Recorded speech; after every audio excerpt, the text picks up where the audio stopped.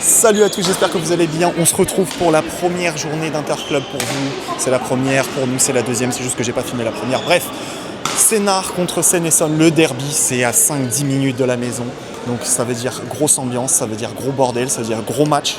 Il y a une rencontre qui va être compliquée, mais ça va le faire. Donc pour aujourd'hui, je vais vous filmer un petit peu les matchs, je vais vous filmer aussi quand je coach, comme ça vous aurez un petit peu les instructions que je dis à la pause. Et puis je vais commenter aussi les matchs de mon écran, donc voilà. Juste avant que la vidéo démarre, je vous rappelle qu'il y a les différents stages qu'on organise en France ou en Thaïlande. Le prochain stage, ça va être 27-28 décembre à Servon. Il n'y a que 6 places disponibles, donc dépêchez-vous de vous inscrire. Sinon, il y a un autre stage en février à Mormant. J'ai créé une nouvelle offre parce que je sais que des fois, ça peut être difficile pour vous de venir sur les stages parce qu'il faut prendre un hébergement, il faut se déplacer et tout. Du coup, ce que j'ai fait, c'est que j'ai laissé une place sur mon site pour me contacter, pour organiser un stage dans votre club. Comme ça, je me déplace et je viens à vous pour organiser un stage, que ce soit sur des week-ends ou alors pendant les vacances scolaires. Et dernière chose, il y a évidemment le stage en Thaïlande en août 2026. Pour tous ceux qui veulent aller voir, c'est évidemment sur mon site aussi. C'est le premier lien qui est dans la description. Je vous laisse aller checker tout ça et moi je vous dis bon visionnage. Du coup, on commence par un match de mix. Donc là, c'est N1-N2 contre N1-N2 ou peut-être N1-N1 contre N1-N2, je sais pas. J'ai baissé le son parce que c'est un gros bordel dans le gymnase. Je crois qu'il y a à peu près 150 personnes. Bon, là, on voit pas tout parce qu'évidemment, il n'y a pas tout le public. Mais c'est à peu près ça.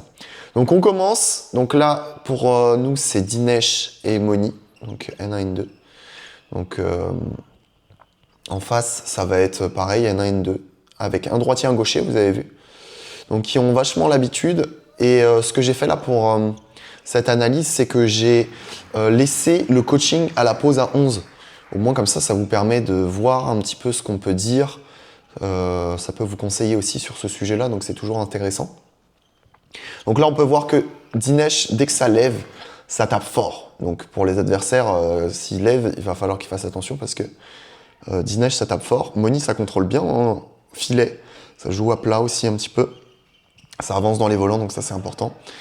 Eux, va falloir faire attention sur tout ce qui est jeu mi-court, tendu, où ils attendent parce que, voilà, tous ces trucs-là, exactement. Parce que ça, je sais que David, le joueur en face, il est très bon là-dedans. Surtout qu'il est gaucher, donc quand on joue sur le côté droit, là, quand on regarde l'écran, lui, quand il est sur ce coup-là, il va faire mal à mi-court. Donc, il faut faire attention. En plus, il varie beaucoup. Il va beaucoup varier entre le jeu à plat et je travaille sur les zones. Donc ça, vous allez voir au coaching un petit peu ce qu'on a pu dire, mais on va falloir faire attention. En tout cas, là, ce qu'on peut déjà noter, c'est que on est quand même bon dans les premiers coups, à part la petite erreur de service, mais globalement, on est bon dans les premiers coups, si vous regardez. Tac, là, on vient chercher les zones, après, on arrive à prendre l'attaque quand même. Sauf que, il faut réussir à corriger cette phase où on appuie un petit peu trop les volants derrière et du coup David vient soit contrôler soit appuyer à plat, ça faut faire attention. Donc après vous avez vu il y a quand même cette bataille au fil, hein. En mixte, prenez l'habitude d'aller gagner la bataille au filet. Quand je dis en mixte, en réalité sur le double dame, double homme, c'est la même chose. Prenez l'habitude d'aller vers l'avant, d'aller chercher le filet. À partir du moment où vous gagnez le filet, vous avez un gros avantage puisque la plupart du temps, les adversaires vont... Je vous laisse sur le coaching. Du coup, il ne faut pas qu'on avance trop et qu'on soit prêt, qu'on pétrer. Pas forcer, essayer de trouver la petite zone parce qu'il ne met pas beaucoup de pression au fil. T'as vu, il y a plein de fois où vous pouvez fermer l'angle aussi. Hein. Ouais, T'as vu, il y a plein de fois. Faites gaffe, quand c'est un peu mou sur les côtés là, lui il est gaucher en plus, t'as vu, il appuie, c'est un peu chiant. Si vous jouez les zones là, faites en sorte que ça descende à chaque fois. Pareil, main haute, de temps en temps, un petit peu, on recentre, hein, vous avez le temps. Okay, ça va fermer un peu l'angle pour celui de devant, c'est aussi mieux. Okay. Mais sinon, c'est bien.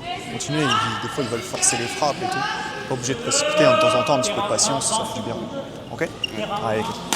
Donc voilà, vous avez vu là ce que j'ai pu dire à Dinesh et Moni, c'est, comme je vous disais juste avant, si ils appuient dans les zones, il faut vraiment que ça descende. Pourquoi ? Parce que si ça descend chez eux, ça va forcément monter pour vous.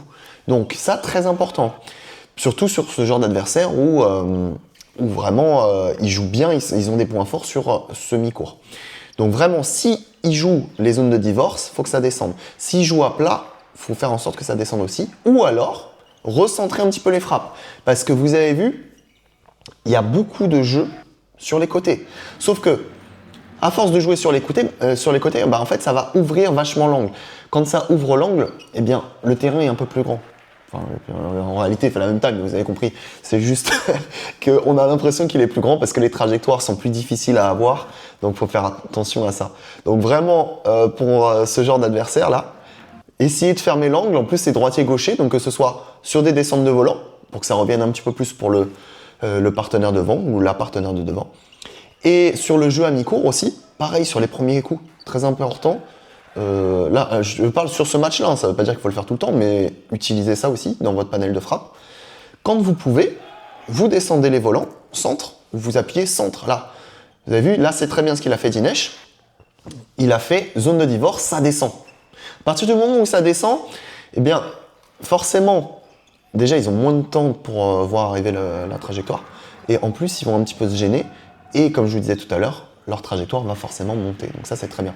Après, il faut réussir à prendre tôt le volant pour pouvoir faire ça, parce que sinon, eh bien, si vous prenez trop tard par rapport au filet, vous ne pourrez pas descendre du volant. Il faut faire attention à ça. Donc là, ouais, bien Moni, un petit peu ninja. Donc là, ok.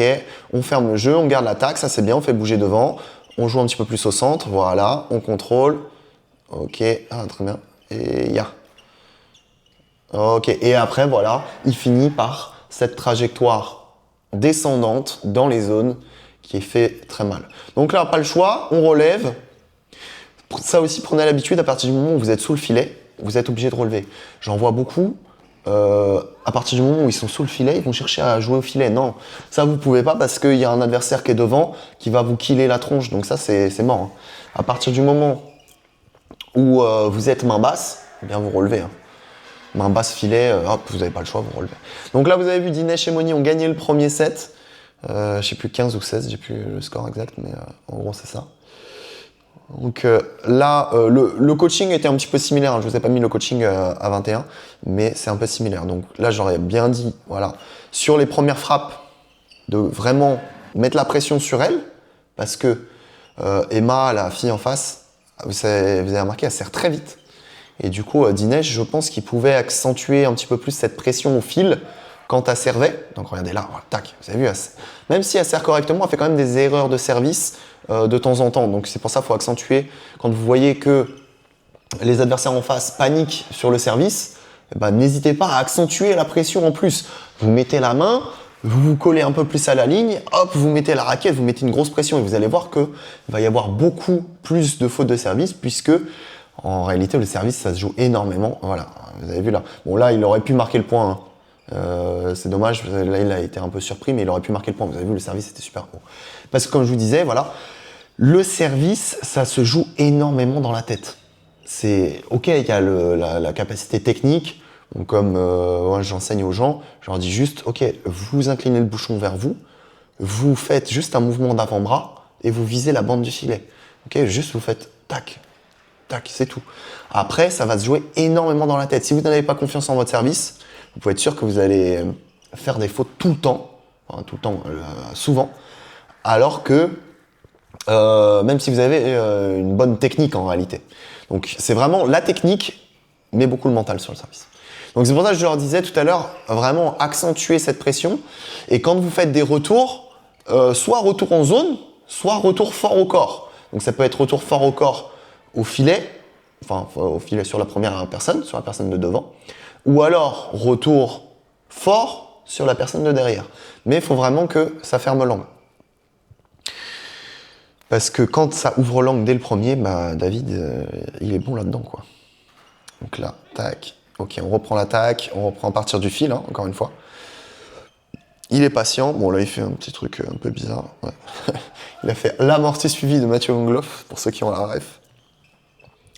Ok, donc vous avez vu, pour Dinesh, je pense que c'était pas le meilleur choix tactique de faire, quand il est côté revers, accélération tendu croisé sur le coup droit de David. Ça, je pense que tactiquement, il y avait mieux à faire, même si techniquement, c'est bien réalisé. En fait, il arrive bien à bloquer les trajectoires. Et vous avez vu, là, sur le deuxième set, c'est ce qu'il va faire beaucoup plus. C'est ce qu'ils vont beaucoup faire. Si vous regardez là, ce qui change un petit peu, c'est un peu plus serré. Parce que David va beaucoup contrôler. Il va casser un petit peu ce jeu à plat. Il va contrôler vraiment à mi-court pour que Moni relève, ou la personne de devant relève.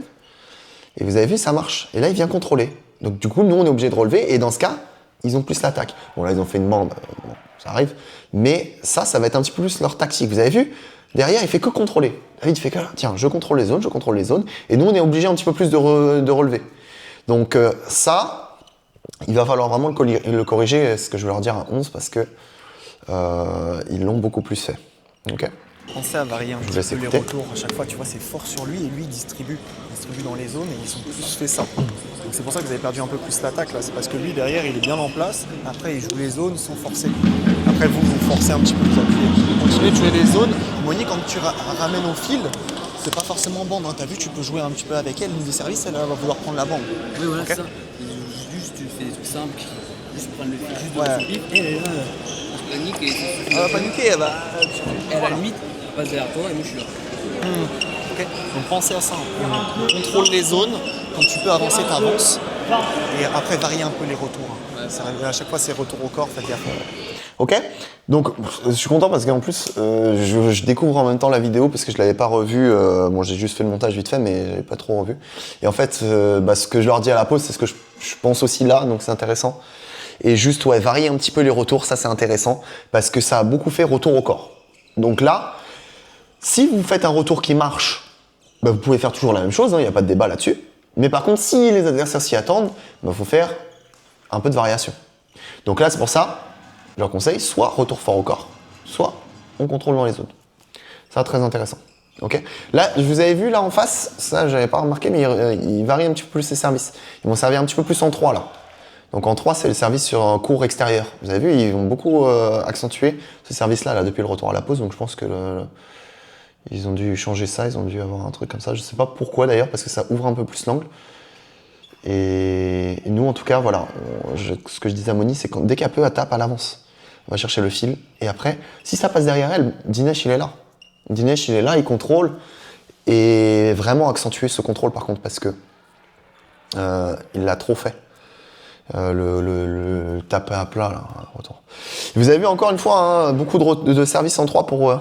Donc là, ça, je l'avais pas forcément remarqué sur le match. Mais là, je viens de le remarquer en tout cas.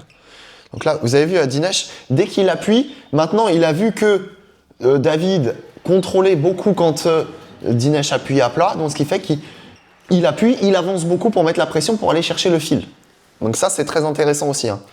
Vous avez vu ce changement de stratégie, ce changement de placement à partir du moment où vous voyez que les adversaires font souvent la même chose.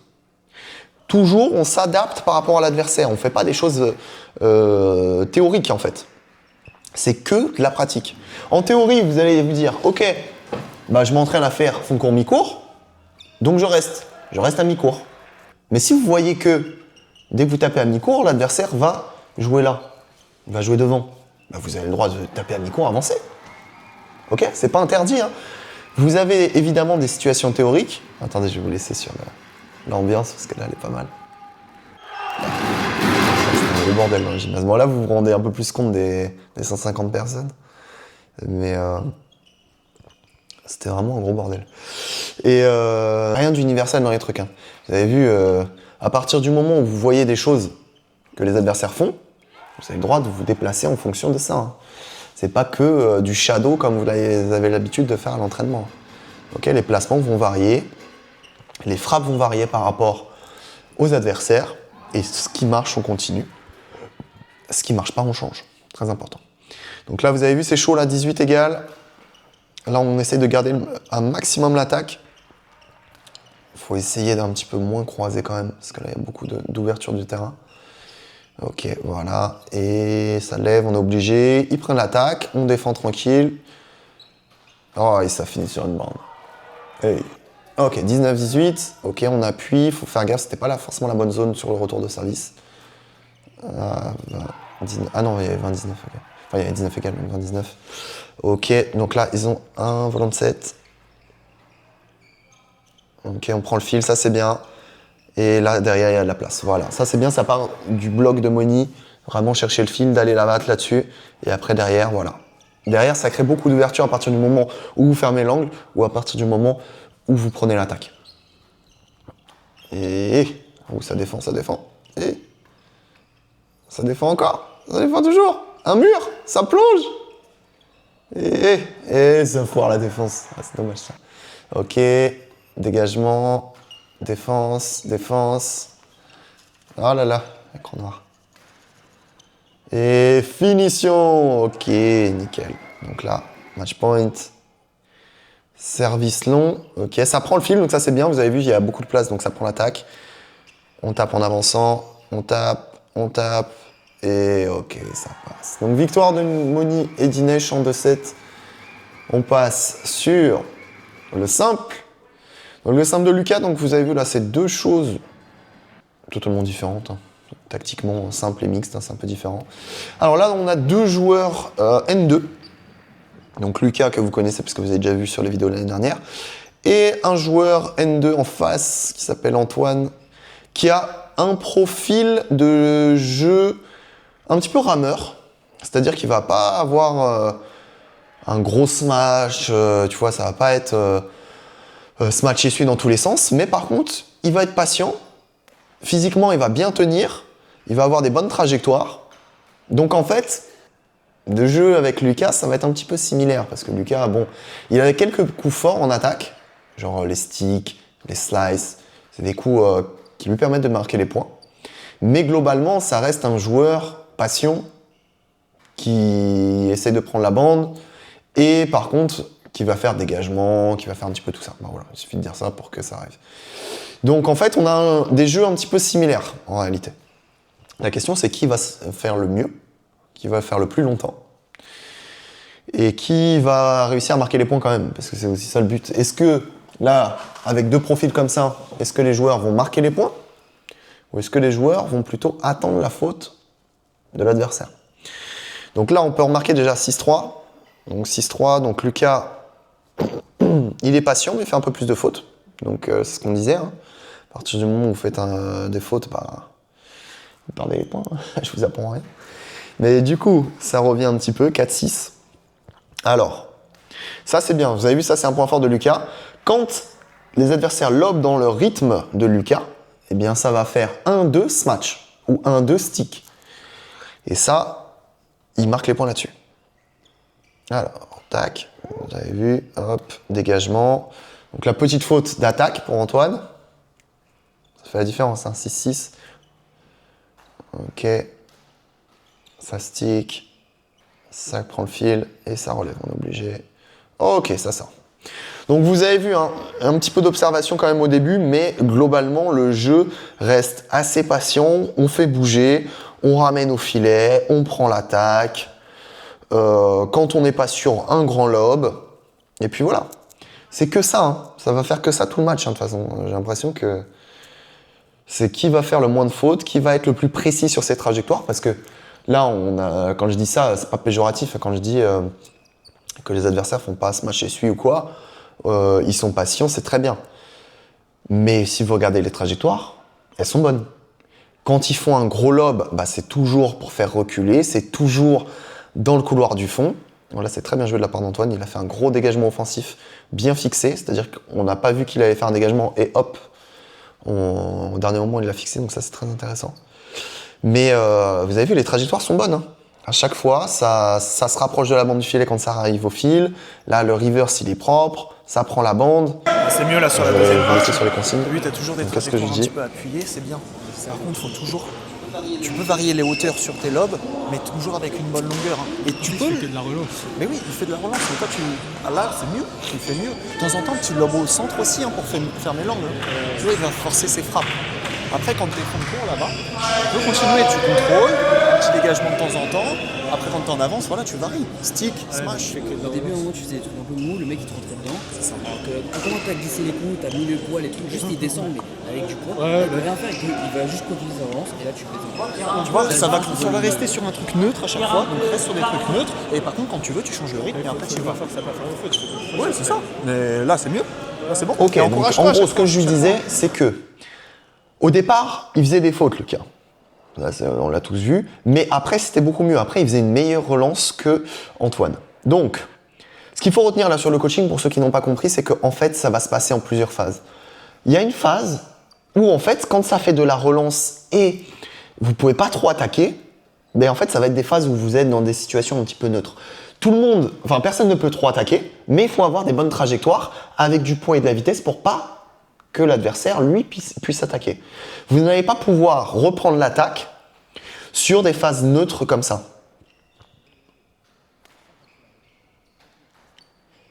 Donc si vous ne pouvez pas reprendre l'attaque sur des phases neutres, eh bien, il va falloir vous aussi faire des frappes neutres pour pas que l'adversaire prenne l'attaque. Mais par contre, dès qu'il va vous faire une erreur de trajectoire ou alors qu'il va taper dans un rythme qui est le vôtre, vous allez pouvoir changer ce rythme et pouvoir attaquer.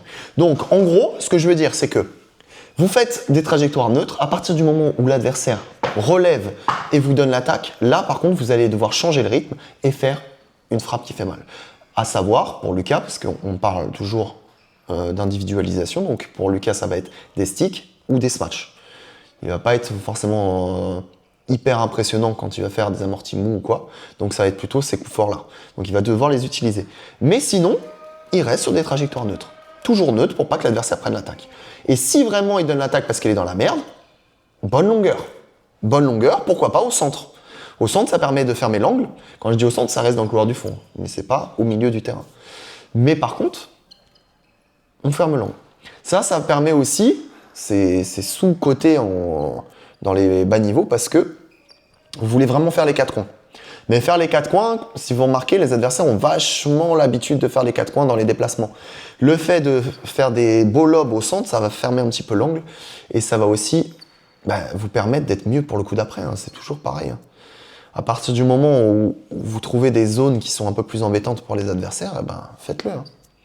Donc là, vous avez vu, là, il a gagné l'attaque. Dans ce cas, frappe offensive. Là, c'est pareil. Il slice. Ok, il ouvre un peu le terrain, c'est dommage. Ouais. Là-dessus, il fallait pas ouvrir le terrain. Ok, on continue. Donc là, bataille au fil. Alors là, très important à retenir, si vous êtes loin du fil, là, Antoine, il était à peu près au niveau de la bande, au niveau de la ligne de service, c'est très compliqué de prendre la bande. Donc dans ce cas, si vous êtes au niveau de la bande, au niveau de la ligne de service, vous devez aussi vous jouer ligne de service ou alors lob. Mais ça va être trop compliqué de prendre la bande puisque vous êtes loin. Vous pouvez prendre la bande à partir du moment où vous êtes au milieu de la rivière ou alors proche du filet. Là, ok. Sinon, ça va être très dur techniquement de prendre la bande de filet. Ça demande des qualités techniques très très importantes. Ou alors, ceux qui arrivent à le faire, c'est ceux qui font monter légèrement le volant chez eux et que ensuite ça prend la bande. Mais c'est pareil, ça demande des grosses qualités techniques. Donc pour ça, moi au départ, je vous conseille de jouer un petit peu plus ligne de service, des trajectoires neutres, tout simplement. En gros, je ne sais pas si vous avez remarqué, mais il y a plusieurs phases. Vous êtes dans des phases un petit peu défensives, où là, l'adversaire va se matcher, va sticker, va slicer. Donc là, c'est un petit peu chiant à défendre. Donc ça, c'est les phases où on cherche à éviter. Ensuite, les phases neutres, comme je vous disais tout à l'heure, où vous cherchez vraiment à pas donner l'attaque, mais à vous être en attaque pour les coups d'après. Ou alors, la phase offensive où vous êtes en attaque et l'adversaire défend. Donc c'est ce qu'on cherche, c'est plus facile pour marquer le point. Surtout quand vous avez des coups forts. Mais ça, c'est la théorie. C'est-à-dire qu'en théorie, on veut avoir ces phases-là, ces 3 phases-là, et toujours en attaque. Donc pour ça, comme je vous disais, sur le mixte, on va chercher à prendre l'attaque à partir du filet, et pour qu'après ça relève, et qu'ensuite on marque le point sur un stick, un smash ou ce que vous voulez. Ça, c'est en théorie. Mais en pratique, il y a des joueurs qui vont être un peu plus défensifs, il y a des joueurs qui vont être très bons, ce qu'on appelle des rameurs, entre guillemets, sur les phases neutres. Les phases neutres, c'est vous n'avez pas l'attaque, vous n'avez pas la défense, vous êtes entre les deux, mais il ne se passe rien. Il ne se passe rien, vous avez juste... vous pouvez pas se matcher parce que vous savez que vous allez vous faire contrer parce que l'autre a bien fait son lob ou son dégagement, donc vous êtes dans la merde. Et ça, il y a des joueurs qui maîtrisent très bien ça. Ils vont pas faire de faute, par contre. Hein. Sur les phases neutres, bam, ils vont faire 0 faute. Et par contre, il y a des adversaires qui vont faire smash essuie tout le temps. Si vous levez, vous prenez caisse sur caisse. Vous pouvez pas défendre parce que ça attaque trop bien. Ils vont trop vite sur les jambes. Et ça, c'est dommage. Pour vous. Hein. Donc, 3 phases. Ce qu'il faut résumer. Là. Attendez, j'attends juste la fin du premier set. Parce que s'il y a match, enfin, il y a game point. C'est bon. Ah, mais attends. Ah, ok, non, c'était... Ouais. Je pensais qu'il y avait 20 pour Lucas. Non. Et... Ok. Ça défend encore. Et c'est dehors. Ok. Donc, match... point remporté par Lucas. C'est de la relance. Oui, mais tu le sais. Avec le Tu sais qui coaching. fait ça. Donc après, toi, bah oui. En fait, faut pas que tu rentres dans ça. Ok, t'es patient.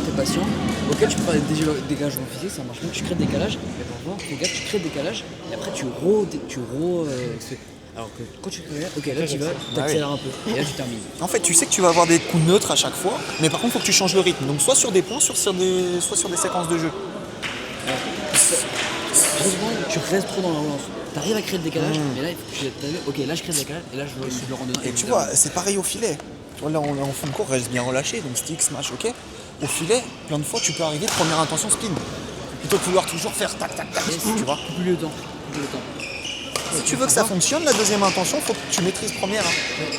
Tu vois, là, ok, t'as bien fixé, bam. Et là, ok, là, il est un peu dans la merde, ok, première intention, je croise, je le fais droit, je le fais, ok, je découpe le temps, je le baisse. C'est ça, tu vois. Tu changes les rythmes. Tu restes sur du truc neutre, mais quand tu peux, ou quand tu veux, tu changes le rythme. Ok. Allez, let's go. Ok, donc du coup, ce que je vous disais tout à l'heure, donc 3 phases. Phase offensive, phase neutre, phase défensive. En théorie, on veut toujours être en phase offensive, mais il y a 3 styles de jeu différents, principaux. Hein. Après, il y en a qui ont des jeux un petit peu entre les deux, mais en gros, vous avez des gens qui défendent très bien, qui vont être souvent en défense, des gens qui vont être un petit peu plus rameurs, où vous allez avoir des trajectoires neutres souvent, mais ils vont pas faire de fautes, ils vont être très réguliers, très consistants, ça va être difficile à jouer, et des profils ultra offensifs. Donc si vous jouez, là je pense, Antoine, moi je considère que l'adversaire en face, c'est un profil un petit peu neutre. Où justement il va être bon, il va être patient, il va être rameur, il va pas être hyper offensif parce qu'il n'a pas le smash le plus puissant de la Terre. Il va pas être hyper défensif non plus, mais ça va ramer. Donc profil numéro 2. Lucas, un peu pareil, profil numéro 2. Et il a ok des phases offensives, mais globalement ça va être un joueur qui va faire une trajectoire neutre et un petit peu offensif, donc entre le 2 et le 3. Mais en fait, il faut toujours adapter ça, c'est pour ça que je disais c'est pas théorique, c'est plutôt pratique, par rapport au jeu en face. Vous allez varier votre jeu. Là, Lucas ne jouera pas le même bad s'il joue quelqu'un de hyper offensif par rapport à quelqu'un qui est défensif ou quelqu'un qui est neutre comme Antoine. Ok ça? Donc vraiment 3 profils différents et ne vous dites pas, ok, parce que si vous attaquez mal et vous jouez contre quelqu'un qui défend super bien, qui vous contre et qui a un profil comme ça, très défensif, très sur la contre-attaque et un jeu un petit peu de double où dès qu'il va taper, dès que vous allez taper, il va défendre, il va vous bâcher et après vous avoir comme ça, faut faire attention. Donc vraiment adaptez votre profil et votre façon de jouer par rapport aux différents profils que peuvent avoir les adversaires. Ok ? Ensuite, là, pour revenir un petit peu sur ce qu'on disait là à la pause, ce que je disais à Lucas là, c'est que en fait, au filet, il va beaucoup faire deuxième intention, c'est-à-dire ce côté fixé. Fixé, c'est quand vous faites semblant de taper, enfin vous montrez rien, et deuxième intention, vous tapez. Feinté, c'est quand vous montrez autre chose et après vous tapez autre part. Là, Lucas, il fixe beaucoup. Il fixe trop même. Quand je dis il fixe trop, ça veut dire que à chaque fois, il fait hop, hop, hop, hop. Deuxième intention. À chaque fois, deuxième intention. Et en fait, si vous voulez que la deuxième intention marche, il faut l'équilibrer avec la première intention. Si vous voulez que ça marche, il faut d'abord faire croire à ça. Première intention. Bon, la première avertissement pour Lucas, vous avez vu, retard de jeu. Bon, il n'a pas encore pris de carton, mais bon. Et ça, c'est hyper important parce que sinon, la deuxième intention n'a plus d'intérêt si l'adversaire s'y attend à chaque fois. Donc vraiment, il faut qu'il joue première intention. Et une fois qu'il a maîtrisé la première intention, là, ok, tu peux jouer avec la deuxième intention. Mais si vous faites que deuxième intention, bah, l'adversaire, il va juste attendre et puis voilà. Vous avez vu, là, c'était bien joué. Là, il a fait première intention sur un lob. Là, ok. Donc là, il a l'attaque, ok, demi, il avance, et après il enchaîne. Oh là là là là là. Bon là, demi qui tombe là, c'est pas bon, hein. Ça faut pas. Ok, il prend l'attaque, dégagement, coup neutre. Par contre là, faut vraiment qu'il change le rythme, hein, Lucas. Parce que sinon, ça fait des trucs trop compliqués. Il fait un dégagement, c'est bien, mais après, si ça refait un dégagement, 1-2 et ce match. Hein. Faut arrêter les bêtises. Ok, alors, attendez, c'est intéressant. Attendez. Retard de jeu, nanana, tu viens, tu me demandes, je sais plus ce qu'il raconte. Mais... C'est le deuxième avertissement. Hein. Oui, il l'a prévenu, parce qu'il retardait le jeu, il commençait à avoir un peu mal aux jambes, crampes, et voilà. Et du coup, il retarde. Ok, donc là, ça contrôle. Ok, ça c'est bien, ça joue un peu plus première intention. Et vous avez vu, ça crée un petit temps de retard pour l'adversaire. Pardon. Dès qu'il fait lob première intention, c'est pas dans le rythme d'Antoine, parce qu'Antoine s'était habitué aux deuxième intention. Et ben derrière, il est un peu plus dans le retard. S'il est plus dans le retard, il va faire plus de fautes. Et oui, d'ailleurs, c'est ce qu'il a fait. Hein. Et là, par contre, vous avez vu, Lucas, il ouvre quand même beaucoup le jeu. Hein. Quand il est un peu dans le retard, il va beaucoup ouvrir. Donc là, ça va, c'est mieux, il ferme. Voilà, c'est mieux ça. Et là, ok. Donc ça, je vais vous en parler juste après, cette notion d'ouverture de terrain, fermeture du terrain. C'est en lien avec les coups neutres. Donc là, on est vraiment presque que sur des coups neutres. Ouais, bon, on les prend en revers. Ok. Lob, il peut rien faire, à part... Ok. Donc, qu'est-ce que je veux dire par ouverture, fermeture de jeu? On a souvent tendance à dire, oui, en double, on croise pas, mais zéro justification derrière. En simple, c'est un peu le même principe. À partir du moment où vous êtes dans le retard... Attendez, j'attends juste... Bordeaux. Prends un maximum de temps entre les points sans qu'il te fasse chier, et au pire c'est pas grave, si 10 derniers avertissements, mais tant pis. Pendant le temps, si tu veux pas faire du grand terrain, et arrête de ouvrir à chaque fois, tu ouvres et tu fais des vols en mou, donc lui forcément il fait ok, je dois crever. Si j'appuie, en fait, j'ai peur de pas revenir. Non, c'est pas ça, mais tu vois, tu le fais beaucoup croiser. Lui, il ne pourra pas prendre le fil ou le truc. Moi, je sais. Du coup, C'est mental. Ouais. Du coup, force-toi à faire ça. Et même, tu peux le mobiliser un peu plus au fond. À chaque fois quand t'es là, hop, tu le mets au fond, tu crées le décalage. Par contre, tu fais juste devant. Puis là, ok, je suis juste devant. Crée le décalage, mobilise-le au fond. Et après, tu agrandis le terrain. Tu vois, on passe par derrière. Après, faire ton truc, tes balles fixations et ton fil. Ok. Donc vous avez vu, en plus, c'est ce qu'on disait à la pause. Il ouvre trop le terrain. En fait, ouvrir le terrain, ça veut dire quoi? À partir du moment où vous êtes un petit peu dans le retard, si vous êtes dans le retard, vous devez faire quoi? Vous devez faire trajectoire neutre. Cherchez pas les coups magiques. Hein. J'en vois beaucoup faire des coups magiques alors qu'ils sont en retard. Non, faut fermer le jeu. Fermer le jeu, ça veut dire recentrer ou jouer droit avec une trajectoire, avec du poids et de la vitesse. Pourquoi? Parce que ça va fermer l'angle et ça va être plus facile pour le coup d'après. Arrêtez de croiser dans tous les sens quand vous êtes dans la merde. Vous pouvez croiser sur des phases offensives. Vous pouvez croiser quand vous voyez beaucoup d'espace libre. Ok. Mais quand vous êtes un petit peu dans le retard, fond de cours, cherchez pas des croisés ou des coups magiques. Hein. Les coups magiques, ce que j'appelle ça, c'est par exemple, vous êtes au filet, vous êtes un petit peu dans la merde, vous tentez un contre-amorti croisé de dingue. Coup magique, ça va être, vous êtes dans le retard, coup droit, là, fond de cours, vous allez tenter un grand croisé amorti, ça va vous mettre dans la merde, arrêtez ça. Vraiment, fermez le jeu, pensez coup d'après. Et ça, c'est en lien avec les frappes neutres ou défensives. À partir du moment où vous êtes dans la merde, fond de cours, filet, fermez le jeu. Donc, comme je disais tout à l'heure à Lucas, il est dans la merde, lobe centre, avec une bonne longueur. Quand il est dans la merde coup droit, ok, on ferme le jeu. Surtout que là, il est fatigué. Il a mal aux jambes, il a des crampes ou je sais pas quoi. Donc, raison de plus pour pas ouvrir le terrain, pour s'économiser sur les coups d'après. Ok, ça? Donc ça, c'est hyper important. Vraiment, quand vous êtes dans la merde, on ferme le jeu. On arrête d'ouvrir le terrain, on arrête de faire grand terrain. Ça, c'est pareil pour le... Attendez, je vous laisse la face. C'est hyper drôle.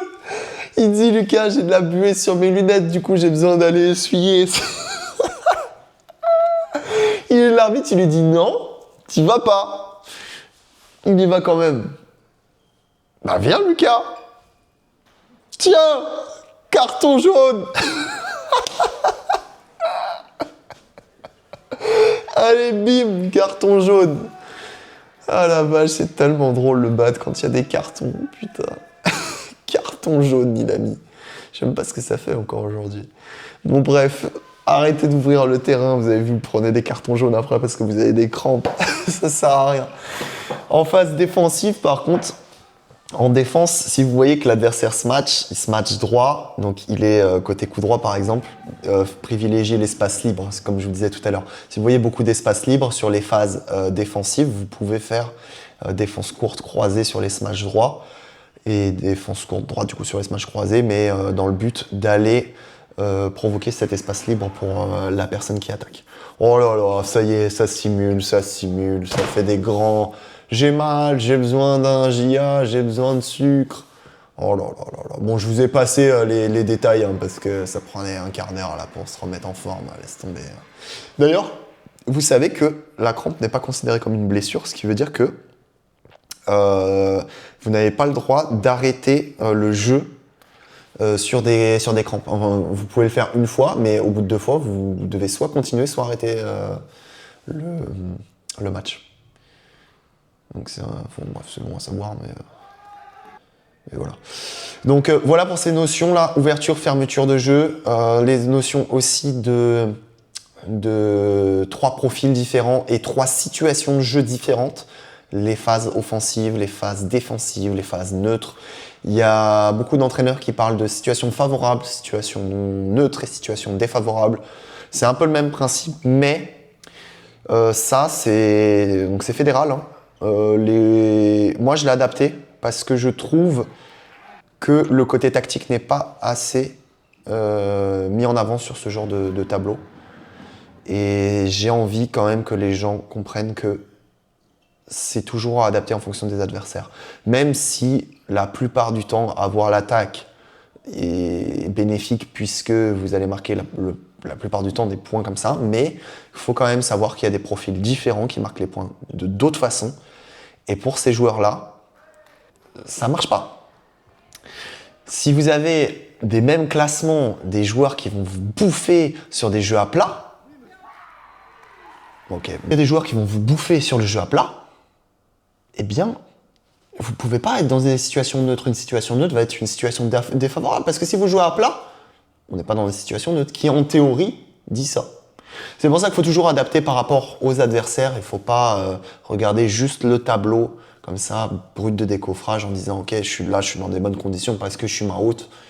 Pas forcément. Pas forcément, parce que si ça se trouve, vous allez faire un mauvais choix de frappe. Si vous faites un mauvais choix de frappe, les adversaires vont vous défoncer en défense. Il faut faire attention, ok ?